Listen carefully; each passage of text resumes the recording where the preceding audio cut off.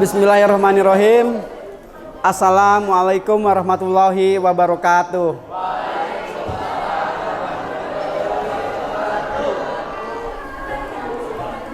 Innal hamdalillah nahmaduhu wa nasta'inu wa nastaghfiruh wa na'udzu billahi min shururi anfusina wa min sayyiati a'malina may yahdihillahu fala mudhillalah wa may yudlilhu fala hadiyalah. Ashadu alla ilaha illallah wahdahu la syarikalah wa ashadu anna Muhammadan abduhu wa rasuluhu la nabiyya ba'dah. Alhamdulillahirabbil alamin.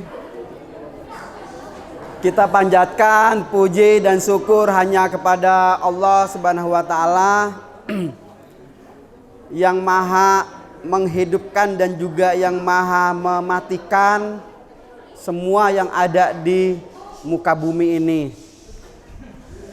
Juga salam dan sholawat semoga selalu tercurahkan kepada Nabi kita, yaitu Nabi Muhammad Sallallahu Alaihi Wasallam.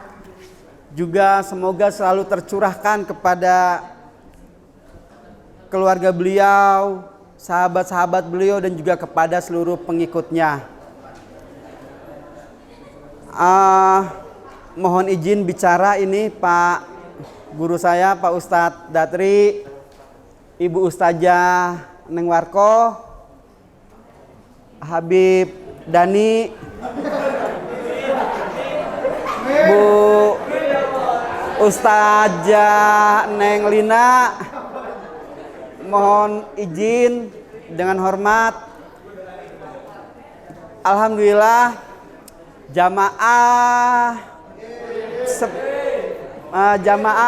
Semantren, jangan dulu jawab ngapa. Jamaah Semantren yang dimuliakan oleh Allah Subhanahu wa taala. Di sini ada siapa ya?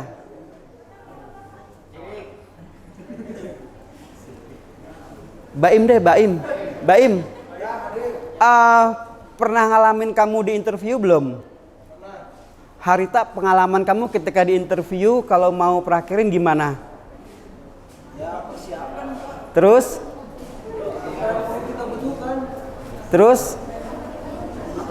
Deg-degan nggak? Kenapa nih Pak Rudi? Nudin, deg-degan nggak? Deg-degan nanti Pak. Oh, deg-degan ya. Terus kalau deg-degan ketika menghadapi yang interview gimana? Santai Pak. Santai aja. Terus yang dihafal ngeblank. Oh, itu sama yang Pak Tugu alami sekarang nih. Deg-degan, materi yang dihafal ngeblank. Duka ya ngomong naon lah. Ya udah. Jamaah Semantren yang dimuliakan Allah Subhanahu wa taala. Hari ini Pak Tugu diberi kesempatan. Terima kasih kepada Pak Datri, Ustadz Datri, Ustazah Neng Warko. Di kesempatan terakhir kegiatan Semantren, materinya mengenai Idul Fitri. Jadi mohon maaf, materi hari ini Pak Tugu tidak bisa memberikan materi yang terlalu berat. Karena kenapa? Di sini Pak Teguh hanya memberikan sebuah tausiah yang sifatnya menasehati diri Pak Teguh sendiri dan juga menasehati kalian semua. Pak, tapi sebelum jauh ke sana Pak Angga punten ini teh ke YouTube Pak. Jangan Pak. Ada dua alasan saya Pak kalau jangan ke YouTube. Satu, takutnya bahasa saya dalam penyampaian ini nanti kalau ke YouTube banyak yang ngelihat dipelintir-pelintir Pak. Iya. Kedua, kenapa jangan ke YouTube? Saya takut banyak yang nge-like sama subscribe Pak. Nanti Pak beneran. Udahlah. Direkam aja Pak, tapi jangan ke YouTube Pak lah. Gitu ya. Dan ini agak sedikit terlalu dini materi ini disampaikan. Karena Ramadan kita ini baru hari ke-14. Belum setengah-setengahnya. Halo, jamaah putrinya ada nggak sih? Ada ya. Ini hari ini jauh lebih banyak. Materi hari ini mengenai Idul Fitri. Sementara kita baru menjalani ibadah Ramadan di tahun 1442 Hijriah ini Baru hari ke-14 hari ini. Berarti kan belum setengahnya ya? 13 apa 14? Ke-13, belum setengahnya. Udah ngomongin Idul Fitri ini. Inilah negeri Indonesiaku plus 62. Jangan-jangan biasanya putrinya nih, Cung, siapa yang udah beli baju baru? Oh belum ya? Udah ada yang beli belum baju baru? Jadi teringat ketika waktu masih kecil kalau mau lebaran, baju baru, alhamdulillah, bekal untuk di hari raya gitu. Nggak ada pun, nggak apa-apa, masih ada jemuran tetangga gitu. Udah lah ya. Tapi nggak apa-apa. Yang harus Pak Teguh ingatkan dari sekarang, Pak Teguh menasehati diri sendiri dan juga menasehati kita semua yang ada di ruangan ini, bahwasannya masih ada kurang lebih 14 atau 15 hari lagi kita menghabiskan Ramadan. Kita semua jangan disibukkan nanti Idul Fitri ini dengan berbagai pernak-pernik yang bersifat hedonis, sehingga melupakan kekhusyuan, melupakan nilai-nilai Ramadan. Kita lupa, seolah-olah ketika matahari di tanggal 30 Ramadan itu terbenam, dan di saat itu adalah buka puasa terakhir, pada saat itu kalian semuanya sudah lupa. Mentang-mentang tidak ada terawih lagi, maaf ya, biasanya pada saat itu tidak, masjid atau musola tidak seramai ketika Ramadan. Yang ramai itu di luar, warung, pinggir jalan dan sebagainya, malah langit tuh tadinya gelap jadi terang. Semua sibuk dengan petasan dan kembang api. Sampai-sampai ada yang melupakan dan sengaja meninggalkan tidak sholat maghrib, bahkan tidak sholat isya. Apalagi terawihnya. Ada terawih gak setelah itu? Ada. Kalian tetap ada sholat taraweh. Kenapa? Yang diganti menjadi sholat tahajud. Taraweh itu kan sholat malam. Cuma kebetulan di Ramadan jadi sholat malamnya itu setelah isya atau nanti setelah tidur namanya sholat taraweh. Tapi nanti pada saat tanggal 30 Ramadan kalau sudah selesai dibuka terakhir, dibuka puasa terakhir, jangan lupakan kebiasaan-kebiasaan ketika Ramadan. Kebiasaan kamu hari ini membaca Al-Quran, kebiasaan kamu taraweh, kebiasaan kamu berbuat baik, itu semua terlupakan.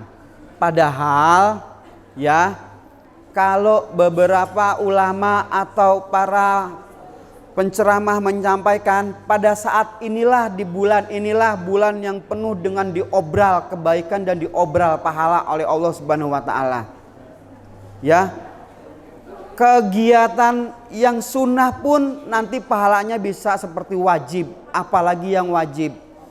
Jadi kalian harus banyak melakukan berbagai kebaikan-kebaikan, sedikit pun kamu lakukan. Contoh, ya kalau kamu bisa bawa motor, lalu ada seseorang mendorong motor, dia entah kehabisan bensin atau mesinnya mogok dan sebagainya, berhenti. Tawarkan oleh kamu, Pak, Bu, mau saya stepping enggak? Seperti itu. Apalagi kebaikan-kebaikan kecil yang kamu bisa lakukan. Banyak, cuman karena kebiasaannya masa bodoh akhirnya ditinggalkan. Nah, saat inilah Ramadan inilah sebagai masa-masa, sebagai bulan dan waktu di mana kalian banyak berbuat baik. Seperti itu. Oke, jamaah sematan yang dimuliakan oleh Allah Subhanahu wa taala. Setelah kalian nanti tidak melaksanakan lagi tidak melakukan lagi kegiatan puasa, maka bertemulah dengan tanggal 1 Syawal. Pak Teguh nggak paham nih. Kalau 1 Syawal di Indonesia ini nanti menunggu keputusan isbat biasanya dari Kemenak. Nanti ada 2 proses perhitungan, bisa dengan ru'yat, bisa dengan hisab. Itu nanti seperti apa? Semoga tahun ini Di negara kita ini pelaksanaan 1 Syawalnya itu sama seperti kemarin, sama seperti memulai 1 Ramadan. Jadi semua bersamaan dan berbarengan, tidak ada yang duluan-duluan. Kalau yang duluan-duluan biasanya ramenya yang duluan, yang kedua nanti nggak rame. Nah itu harus diusahakan semua bisa bersama. Di 1 Syawal pada saat itulah kita maknai bahwa kegiatan, bahwa hari raya Idul Fitri adalah hari di mana kalian melakukan semua kebaikan dan bersih dari segala hal. Ada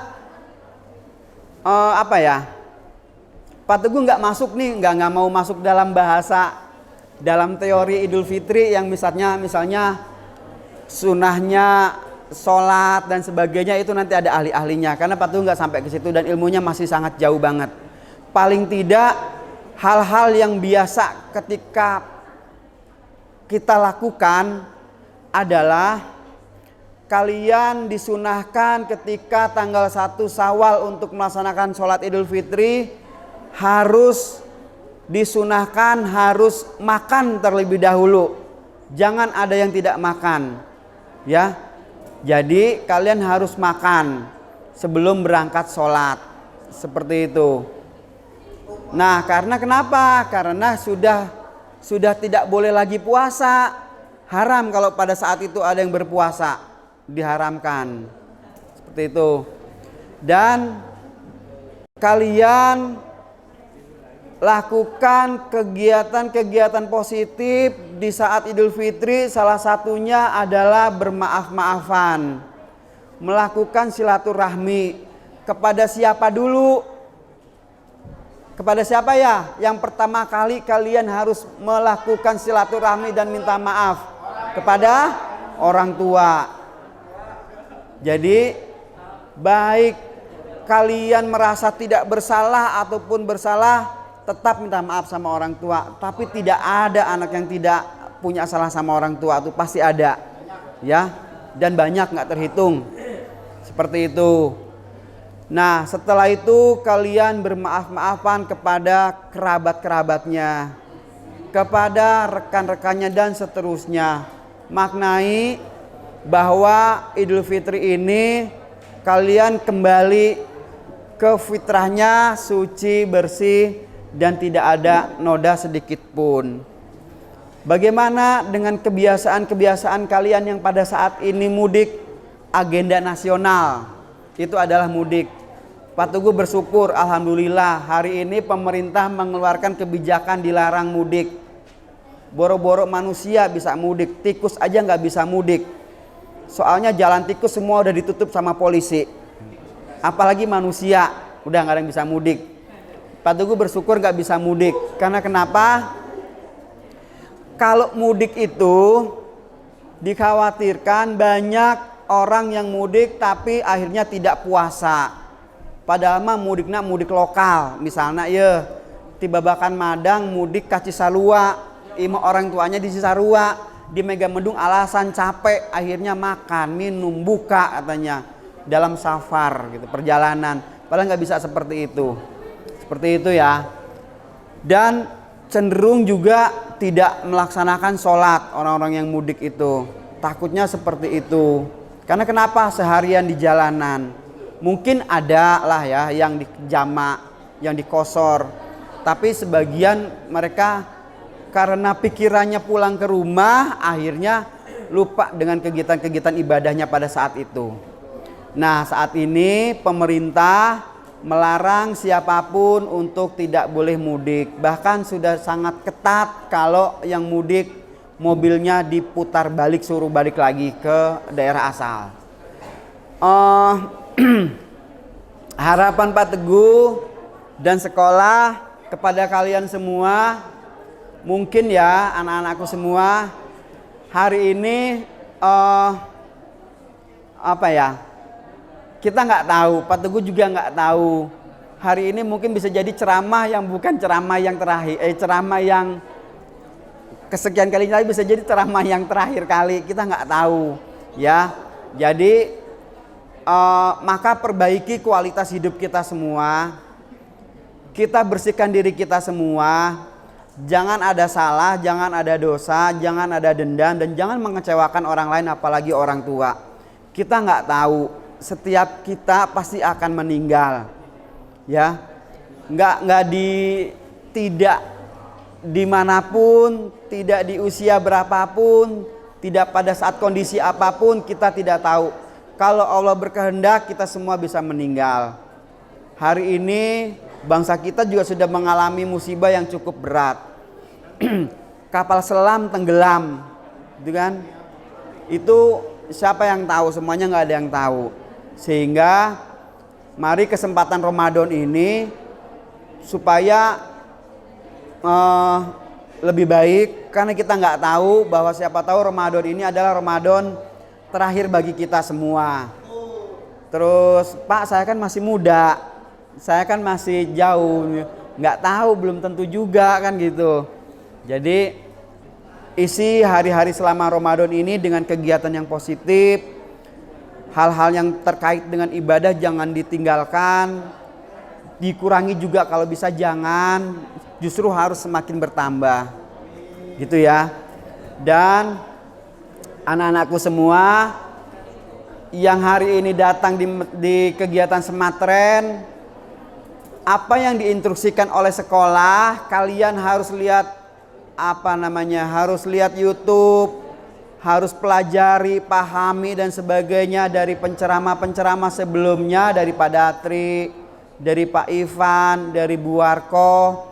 Itu kalian ambil hikmahnya, ambil kesimpulannya, dan kalian jangan jangan menjadi generasi yang mudah mengeluh.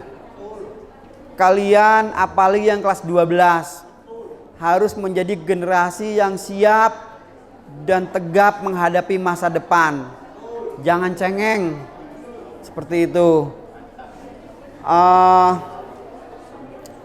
Mungkin apa yang Pak Teguh sampaikan tidak terlalu banyak, karena khawatir nanti bisa terpleset lidahnya kalau banyak menyampaikan tanpa dalil dan tanpa ilmu. Mungkin semoga kalian kelas 12 mana kelas 12? Kelas 12 mana kelas 12? Oh, banyak juga ya. Ya, kelas 12 manfaatkan hari ini, hari yang terakhir kalian melaksanakan kegiatan Ramadan dan Idul Fitri di SMK Darmawan. Nanti tahun depan kalian belum tentu datang di sini gitu ya. Oh, eta ge mun lulus mah wayahna milu di Ramadan dan Idul Fitri di sini ya gitu. Terus kelas 11 mana kelas 11? Kelas 11. Kelas 11 tidak terlalu banyak karena sebagian prakerin. Kelas 10 mana kelas 10? Kelas 10 nggak ada ya? Dikit sekali, nggak apa-apa ya. Tolong kalian yang kelas 10, kelas 11, kegiatan hari ini dan kegiatan-kegiatan kemarin jadi pembelajaran untuk jadi evaluasi untuk kegiatan di tahun-tahun yang akan datang. Seperti itu ya. Tidak ada tanya jawab. Nanti kalau mau ada kegiatan tanya jawab, Bu Ustazah, tak ada tanya jawabnya? Tak ada. Nanti kalau ada mau yang nanya, ditanya aja di grup Sematren, nanti biar ahlinya Bu Ustazah Warko dan Pak Datri yang menjawab dan dibantu sama Bu Neng gitu. Kalau Pak Dwi yang jawab takut salah karena bukan ahlinya ya. Aduh, orang matematika gitu suruh ceramah. Terus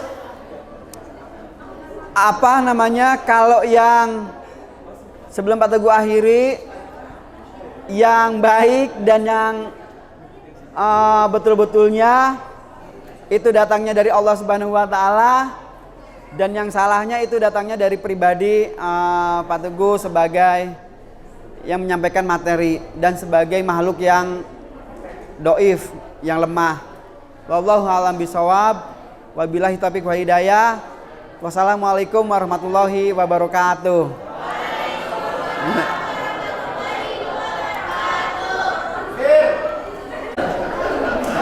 Assalamualaikum warahmatullahi wabarakatuh.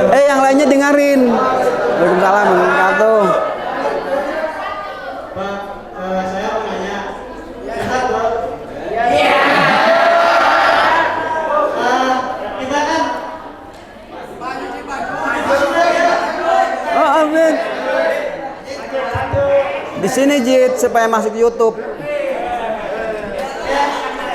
Nanti masuk TV ya Pak? Iya. Oh, dia Jit. Nanti masuk TV yang National Geographic. Nanti masuk TV yang judulnya National Geographic tentang walrus sama singa laut. Udah Rit. Ini apa? Jadi acara ini ditayangin di RCTI ya? Iya. Ditayangin atas mati lampu ya? Saya mau nanya, kesalahan apa sih kalau misalkan kita kan anak muda nih? Iya. Kan kita kan berarti berdua di sini. Kita anak muda, berarti anak muda oke lah. Sono mah yang tua-tua berarti. Oh, bener, kita anak muda kita bener. Kesalahan apa sih yang suka dilakukan oleh anak muda pada saat bulan Ramadan? Oh. Udah itu aja. Sama hadis yang katanya kalau misalkan kita pada saat tidur pada saat bulan Ramadan ibadah, apakah hadis itu memang boleh? Oh iya iya. Terima kasih ya Pak. Oke siap. Jawabannya. Udah Pak. Udah oke. Waalaikumsalam warahmatullahi wabarakatuh. Wah, pertanyaannya lumayan bagus. Apa saja kesalahan yang gampang dulu ya? Biasa kalau ujian mah kan kalian juga jawab soal yang gampang dulu. Nanti yang susah mah nyontek. Sama nanti yang susah batu nanya nyontek. Yang pertama mah yang gampang. Karena pertanyaannya sama-sama ke anak muda, ya udah. Jadi Patung bisa jawab. Gitu. Apa saja kesalahan yang biasa dilakukan anak muda ketika bulan Ramadan? Oh ya. Sebetulnya jawaban itu ada pada diri kalian sendiri, cuman nggak berani jawab. Biasanya anak-anak muda itu, maaf ya, setahu Pak Teguh, kalau tahun ini, Pak Teguh nggak bisa mengeneralisir nih. Kita tahun ini mengalami Ramadan dan Idul Fitri di tengah-tengah wabah pandemi Corona. Tapi ini kita di tahun kedua. Di tahun pertama kemarin di tahun 2020 itu hampir kesalahan nggak terlalu banyak. Kenapa? Karena banyak masjid, musola dan sebagainya dulu melakukan pembatasan untuk kegiatan sholat, sehingga banyak memunculkan atau kekhawatiran untuk terpapar. Ini belum sampai ke jawaban. Tahun ini sudah mulai nih terbuka, bahkan sholat id juga sudah mulai terbuka gitu. Cuma mudik aja yang dilarang. Tetapi dengan mulai keterbukaannya ini muncul banyak kriminalitas yang terjadi secara umum. Contoh, dulu Pak Teguh ngobrol sama polisi. Dulu polisi itu nggak terlalu sibuk ngurusin orang-orang yang sahur on the road. Sekarang mereka sibuk. Polisi disibukkan lagi dengan sahur on the road. Kenapa? Karena sudah mulai muncul kebebasan. Jadi di antara kalian, di antara anak-anak muda, yang paling parah itu berkumpul bagi yang punya motor, nanti banyak kesalahan-kesalahan lainnya. Dan mereka begadang, tidak melaksanakan kegiatan atau ibadah di malam hari, dan ditunjang dengan teknologi dengan teknologi yang kalian miliki, kalian sibuk mabar. Gini nih, sampai matanya melotot-melotot gitu. Nanti dalam satu rumah berkumpul beberapa anak cowok, sengaja dari rumah bawa HP dan bawa roll. Jadi nanti rollnya dicolok tuh sambil main rame-rame seperti itu. Itu sampai menjelang subuh atau sampai menjelang sahur baru pulang ke rumah. Seperti itu. Cong, siapa yang melakukan itu? Semoga tidak ada di sini ya. Nah, sahur di rumah, selesai itu tidur, nggak sholat subuh. Terus nanti bangun-bangun, kalau besok ada daring jam 8, jam 9, taramilu daring. Kenapa? Masih tidur. Seperti itu. Pusing tuh nanti pada hari pas US. Makanya US mah mendingan PTM, suruh jam 8 ke sini. Nanti kelas 12 kalau US di rumah pakai CBT, yakin. Can hudang jam 8 mah. Apalagi US, kasihan panitia-panitianya. Gitu. Dibangunin sama ibunya, galakan maneh daripada emana. Bapaknya geus eueuh, geus mangkat gawe pan. Seperti itu. Itu ya kesalahannya. Terus yang lebih fatal lagi, sudah mulai merebak nih. Nggak tahu Pak Teguh. Sudah mulai merebak perkumpulan geng motor anak-anak. Karena kalian nggak ada yang nggak punya motor. Pasti semua punya motor. Kalian gerang-gerung motor di jalanan, lama-lama jadi geng. Lama-lama kalian melakukan tindakan kriminal, maka disebutlah kamu sebagai seorang begal. Sekarang Pak Teguh jam 10, jam 11 dari tempat Pak Datri, dari Sanja mau ke Citerep, Palalaur. Pernah di Karangasem, pernah di begal. Bayangkan, Citerep, Karangasem ada begal. Nanti belum di tempat lain. Tak cenah di handapun jembatan yang mau ke arah Jayanti itu, di lorong itu katanya ada begal. Itu bikin takut. Nah, tindakan-tindakan seperti itu akhirnya yang mempengaruhi kepada yang lainnya. Dan yang terakhir mungkin ya dari Pak Teguh nanti dilengkapi sama anak-anak yang lainnya. Kalian tidak muncul kesadaran untuk sholat, tidak muncul kesadaran untuk ngaji. Semua itu masih harus disuruh, masih harus didorong-dorong. Sekarang harus sudah mulai dimunculkan. Itu kesalahan dari diri sendiri, dari dalam batin. Sebetulnya harus sudah mulai tidak disuruh-suruh lagi. Kesalahan-kesalahan lainnya masih bisa diperbaiki lah ya.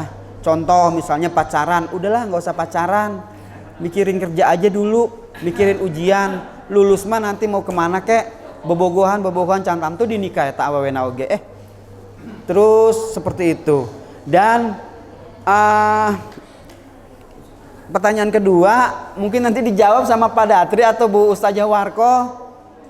Hadis mengenai orang, itu mah berat guys Jit, Pak Teguh mah angkat tangan dah. Bu Ustazah Warko nggak hafal Jit. Ya apa ya, kalau yang sering Pak Teguh denger mah Pak Angga, ini mah jadi ke YouTube ya, jawabannya ngaco. Katanya tidurnya orang yang berpuasa itu pahala. Yang dimaknainya seperti apa dulu? Jangan kesehariannya tidak ada ibadah, tidak ada kebaikan dan sebagainya. Ngan sare wes apa poe. Eta mah kebluk. Karena begini, yaitu tadi dampaknya. Jangan-jangan biasa mabar, jangan-jangan biasa begadang. Dari habis taraweh kumpul di rumah temennya, mabar sampai menjelang sahur tidur, dibangunin sama orang tuanya, nggak mau karena nanti punya alasan karena tidurnya orang ketika puasa adalah ibadah. Apaan itu mah balas dendam namanya kan, karena semalaman begadang. Nggak begitu juga gitu. Nah, kalaupun mau tidur itu sifatnya merelaksasi badan. Misalnya Bapak Ibu guru melakukan aktivitas, orang tua kalian melakukan aktivitas, tertidur paling 1 jam, 2 jam. Nggak ada tuh orang yang tidurnya lama banget, paling lama 2 jam kalau tidur siang. Apalagi ketika Ramadan. Seperti itu.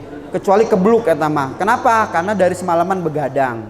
Nah, nanti mengenai hadis, dalil dan hujahnya itu dan sampai perawinya itu nanti Ustadz Datri dan Ustazah Warko yang mendalami ilmunya.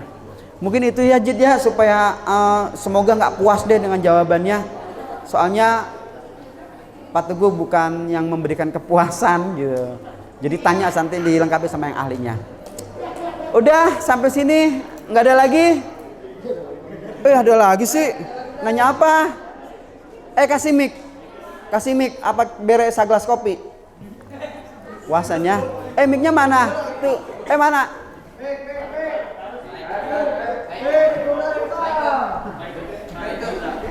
tong hese-hese.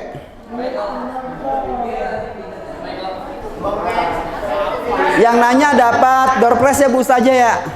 Yang nanya dapat door prize ya. Kan hari terakhir Smatren.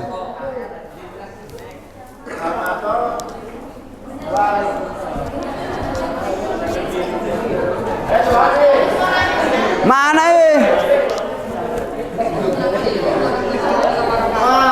Waalaikumsalam warahmatullahi wabarakatuh.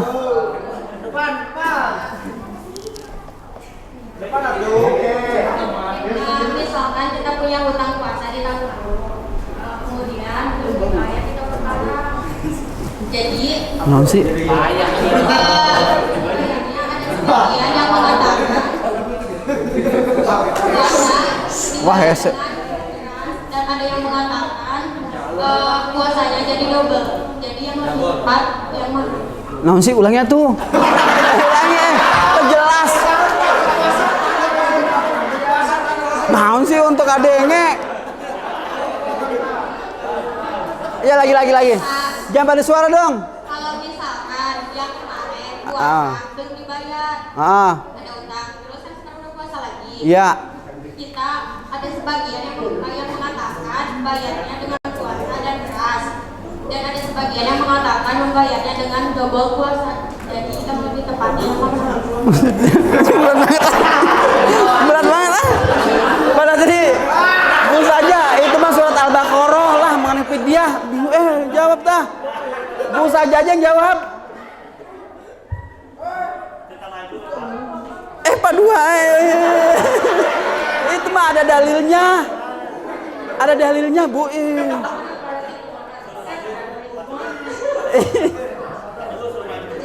Di sini Bu saja biar semua tahu.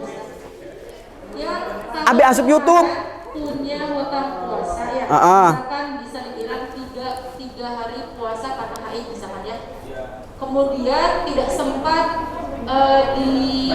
dibayarkan sehingga sudah masuk kembali bulan puasa tahun ini. Ya.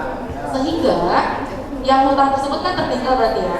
Nah, itu kalau misalkan dalil yang paling kuat adalah si puasa tetap harus dibayarkan karena itu memang namanya hutang ya. Hutang memang harus terus dibayar. Kemudian ada tambahan yang namanya fidyah. Sesuaikan dengan jumlah yang tertinggal. Misalnya kemarin tinggalnya 3 hari. Berarti puasa qadha yang harus dibayar ada 3 hari. Kemudian dibayar fidyahnya sebanyak 3 hari tersebut atau 3 kali fidyah. Gitu. Mungkin pada nanti ada tambahan. Ini yang harus kita tekankan ya kepada terutama para wanita yang memang pasti ada yang namanya datang bulan. Yang namanya 1 tahun itu kan panjangnya. Kita bisa cicil dengan puasa bisa hari Senin dan Kamis. Atau misalkan punya temen nih, temennya punya hutang juga janjian, besok kita puasa yuk, jadi biar datang aja gitu. Mungkin dari sekarang juga bisa jadi pelajaran.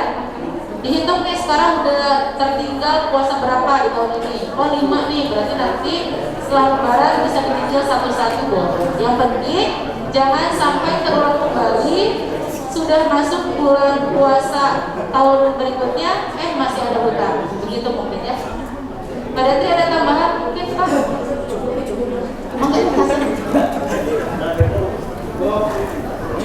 Ya, terima kasih Bu Ustazah Warkoh. Jadi udah jelas ya jawabannya, cuman Pak Teguh bingung juga. Kalau 11 bulan kamu tidak berpuasa, lalu 1 bulan, ya kan 11 bulan nggak puasa kan? 1 bulan itu kan Ramadan. Kalau hutang 3, haid berapa hari sih paling lama? Anggaplah seminggu ya, 6 hari. 6 hari, di selama 6 bulan setelah Ramadan itu, masa iya nggak kebayar?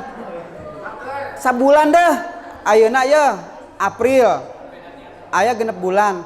Kapan kapangi Juni, Juli, Agustus, Desember, pirakut timbang 3 bulan timbang 3 poe 4 poe meni kudu ngahutang deui ka ditu. Seharusnya mah diingatkan. Contoh, kalau Pak Teguh punya istri, emang punya ya. Nah istri Pak Teguh, dia punya istri lagi, punya istri. Nah istri Pak Teguh ini sepanjang dia haid, Pak Teguh nggak ingat Tapi Pak Teguh tahu head. Jadi setelah Ramadan, nah kira-kira 1 bulan sebelum Ramadan, si suami mengingatkan, mah harita boga hutang head bara poe ke Ramadan, gitu. Nah itu harus diingatkan, harus dibayar. Jadi sebelum 1 bulan sebelum Ramadan ya harus diingatkan. Kalian kan masih muda-muda, nggak ada yang ngingatkan. Aika bogona mual teh ngingetin, ya. Atau kamu laporan kalau sedang head, kan nggak mungkin. Itu dari diri kamu sendiri gitu. Tapi kalau seandainya terjadi, kurang lebih jawabannya seperti yang Bu Ustazah Warko tadi sampaikan.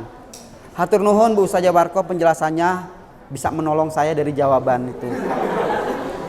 Udah ya, dari yang perempuan ada laki-lakinya. Saya lila tuh ya Mayo, nggak apa-apa lama ini. Atuh dia mah pada tri lo bating nunanya ya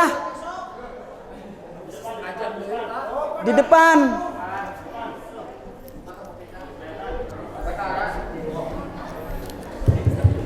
Yang lainnya siapkan lagi pertanyaan-pertanyaannya yang banyak.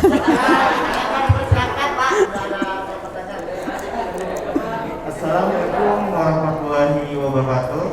Waalaikumsalam warahmatullahi wabarakatuh. Izinkan saya Mangga.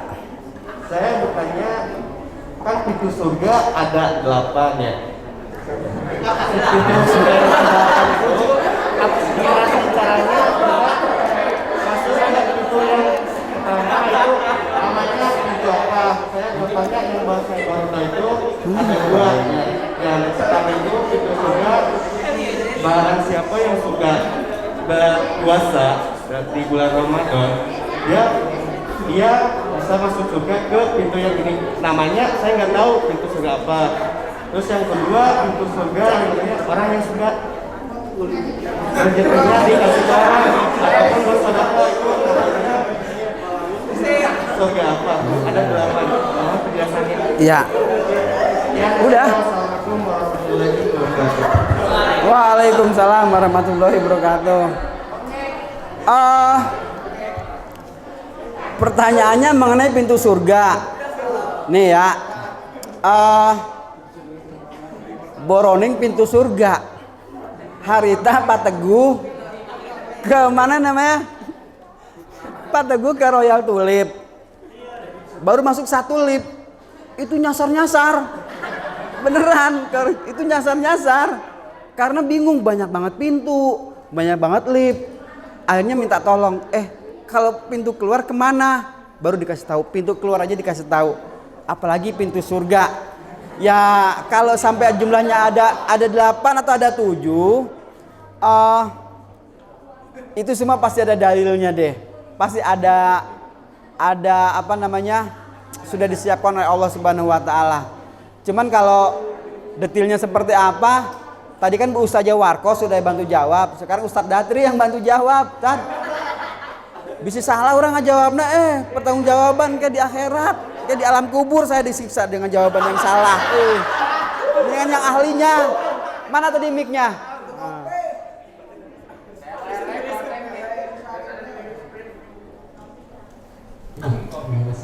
Yang ditanyakan pintu apanya nih? Iya. Bisa.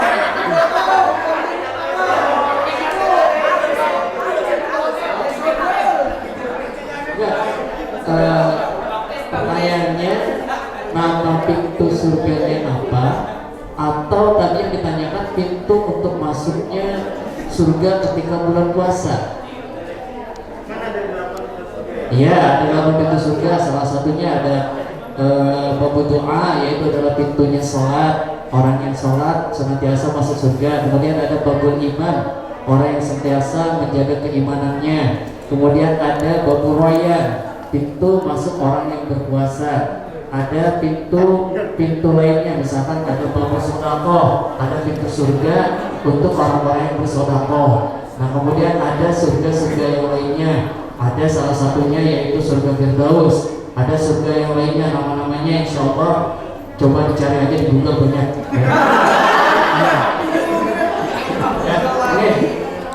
Tadi kalau misalkan kita mengkaji untuk yang bulan puasa, salah satunya adalah Babu Royan, namanya pintu surga, yaitu adalah pintu yang dimasukkan ketika orang yang senantiasa berpuasa di bulan Ramadan. Yang kemarin kalau buka di YouTube saya gitu ya, yang kemarin saya materi itu ada saya sampaikan salah satunya orang yang dirindukan oleh surga. Kalau yang ingin lagunya Wali dinantikan surga, ya. Nah kalau misalkan ini salah satunya adalah Bobo Royan. Nah yang jadi pertanyaan tadi cara masuknya gimana? Walau saya juga belum pernah masuk soalnya. Kalau saya sudah pernah masuk, saya insya Allah tahu jalannya. Kalau mau tanya silahkan. Kalau kemarin Elisa bertanya, Bapak pengen masuk surga? Iya, saya pengen masuk surga. Kata Elisa, silahkan Bapak mati duluan. Nah, ya kalau yang ingin masuk surga, bahkan Abu Nawas mengatakan ketika itu dia Sultan Harun al-Rashid mengatakan bagaimana cara masuk surga? Simple, kata Abu Nawas. Paling gampang sekali, silahkan buat kiamat dunia ini, pasti caranya gampang. Kalau sudah kiamat, karena pintu surga dibukanya adalah ketika sudah masuk hari kiamat. Ya. Kemudian ada pertanyaan, ketika kita meninggal dunia, apakah langsung masuk surga? Tidak. Ya. Ada yang namanya persinggahan atau tempat untuk melalui proses menuju surga, ya. Karena kemarin sudah disebutkan ada beberapa alam dari mulai alam lauhul mahfuz sampai kepada nanti yang akhir adalah alam pintu surga. Adapun caranya, kalau caranya bisa, tapi kalau misalkan masuknya wallahu a'lam. Caranya tadi, pertama kalau memang kita ingin masuk surga melalui pintu Ar-Rayyan, yaitu adalah pertama sekarang bulan puasa, gunakan puasanya, ambil lagi yang intisari Pak Ustadz Ipan sampaikan ada 3 kategori puasa. Pertama puasa awam, kedua puasa khusus, ketiga puasa khusus dan khusus. Nah, silahkan gunakan yang pintu ketiga, puasa khusus dan khusus. Insya Allah itu surga sudah menanti. Ya, selain menjaga hati, menjaga diri, luar biasa gitu ya, itu puasa khusus dan khusus yang diharapkan atau dinantikan oleh surga. Tapi puasa awam pun insya Allah ketika kita melaksanakannya dengan penuh keyakinan bahwa menjaga perbuatan-perbuatan yang mampu membatalkan puasa, ya. Semoga tidak puas, karena kalau sudah puas otomatis kagak akan pernah mencari ilmunya lagi, ya. Tadi nama-nama surga silahkan cari di Google, ya, atau dicari gurunya ya yang sesuai dengan mursyidnya yang sesuai. Oke, terima kasih, ya. Udah, nuhun Pak Datri. Beda kan jawaban sama yang berilmu sama yang nggak berilmu? Udah ya, sampai sini nggak ada pertanyaan. Jadi gini loh, kalau tidak salah, kalau Pak nggak salah dengar, kalian beribadah itu sudah ikhlas saja. Jangan beribadah, jangan melakukan kebaikan berharap nanti dapat surga. Beribadah, melakukan kebaikan dan sebagainya karena takut neraka. Nanti kalau di dalam ceramahnya Jodin MJ kalau nggak salah, kalau nggak ada surga nggak ibadah, kalau nggak ada neraka jadi nggak ada ibadah gitu. Ya sudah, kalian ibadah, kalian berbuat baik, kalian melakukan semua perintah Allah. Kenapa? Karena apa? Karena pada dasarnya cinta dan takut kepada Allah.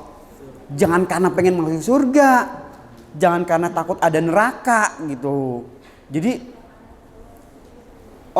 jangan-jangan ekspektasi kita, alam ya, ekspektasi kita takut sama neraka, malah masuk surga.